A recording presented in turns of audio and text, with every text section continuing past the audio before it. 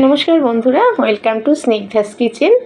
আজ আমি আপনাদের তৈরি করে দেখাবো আমার তৈরি পালং শাকের লুচি আর সঙ্গে এই আলুর তরকারি রেসিপি। শুধু নর্মাল আলুর তরকারি রেসিপি আমি পালং শাকের লুচির সঙ্গে করেছি। তা এর জন্য প্রথমেই নিয়েছি পালং শাকটাকে ছোটো ছোটো করে কেটে নিয়েছি।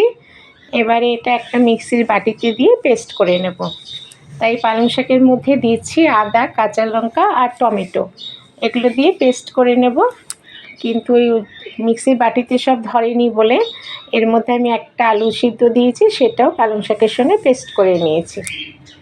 আর এর জন্য নিয়েছি 3 কাপ ময়দা আর পরিমাণ মতো নুন, চিনি আর ময়াম দিয়েছি।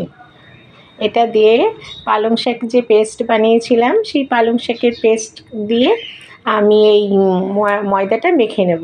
কোনো রকম জল কিন্তু দেব না।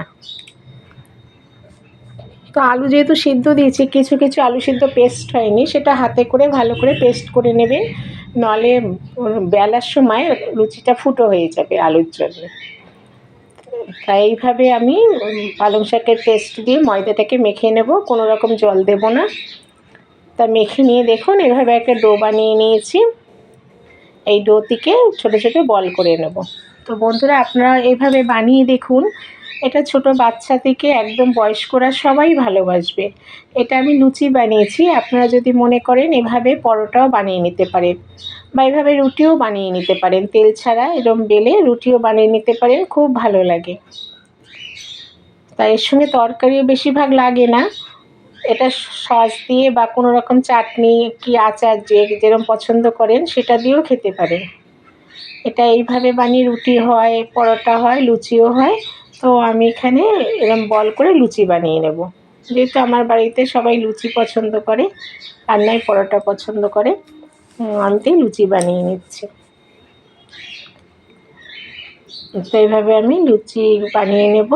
কড়াতে তেল দিয়েছি, ছাঁকা তেলে আমি লুচিগুলো ভেজে নেব। তো বন্ধুরা, এইভাবে আপনারা বানিয়ে দেখুন। আপনারা তো অনেক ধরনের লুচি বানাতে পারেন, তবে এইভাবে আমার মতো একবার বানিয়ে দেখুন।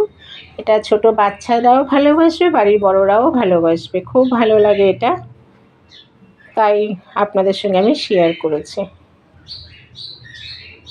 তো এইভাবে লুচিটা বানাতে আমি ওদিকে ছোট ছোট আলুর তরকারি যেহেতু করব, আলুটা কেটে আমি সিদ্ধ করে নিচ্ছি। এদিকে আমার লুচিটাও হয়ে যাবে আর ওদিকে আলু সিদ্ধটাও হয়ে যাবে আমার। তা দেখুন এইভাবে লুচিটা দিয়েই কিন্তু উল্টাবেন না। লুচিটা দিয়ে তেলের মধ্যে ঘোরাতে ঘোরাতে লুচিটা ফুলে যাবে যখন, তখন উল্টে দেবেন। তা এইভাবে দেখুন লুচিটা আমি বানিয়ে নিচ্ছি।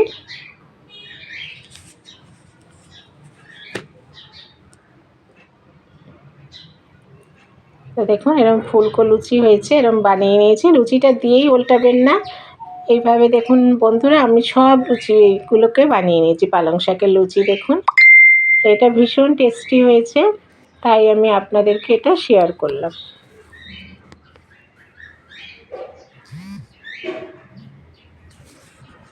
এবার আলুটা যেহেতু বললাম, আগেই বলেছি আমি সিদ্ধ করে নিয়েছি। এবার 5 ফোড়ন দিয়েছি। 5 ফোড়ন দিলে আলু তরকারিটা খুব সুন্দর হয়। এর মধ্যে পরিমাণ মতো হলুদ দিলাম, একটু ঝাল শুকনো লঙ্কা গুঁড়ো দিয়েছি আর কাশ্মীরি শুকনো লঙ্কা গুঁড়ো দিলাম। আপনারা যে যেরকম ঝাল খাবেন সেরকম দেবেন। এভাবে হলুদটা লঙ্কাটা একটু তেলের সঙ্গে ফোড়নের সঙ্গে মিশিয়ে দিলাম। যেহেতু আলুটা সিদ্ধ করাই ছিল, ওই জন্যে মশলাটা মিশিয়ে দিয়েই তেলের সাথে আমি যে আলু সিদ্ধ গরম জল ছিল একটু গরম জল দিয়ে দিলাম। তো এইভাবে ফুটে গেছে দেখুন। এর সঙ্গে একটু নুন চিনি দিয়েছি অল্প করে। আপনারা যদি মনে করেন এর সঙ্গে দুটো কাঁচা লঙ্কাও দিতে পারেন, খুব সুন্দর টেস্ট হবে আরও। তা এইভাবে আমি বানিয়ে নিলাম আলুর তরকারিটা। তো বন্ধুরা, আমার তৈরি এই আলুর তরকারি আর পালং শাকের লুচি আপনাদের কেমন লাগলো তা আপনারা আমাকে লাইক, শেয়ার ও কমেন্ট করে অবশ্যই জানাবেন। চলি বন্ধুরা, টাটা বাই।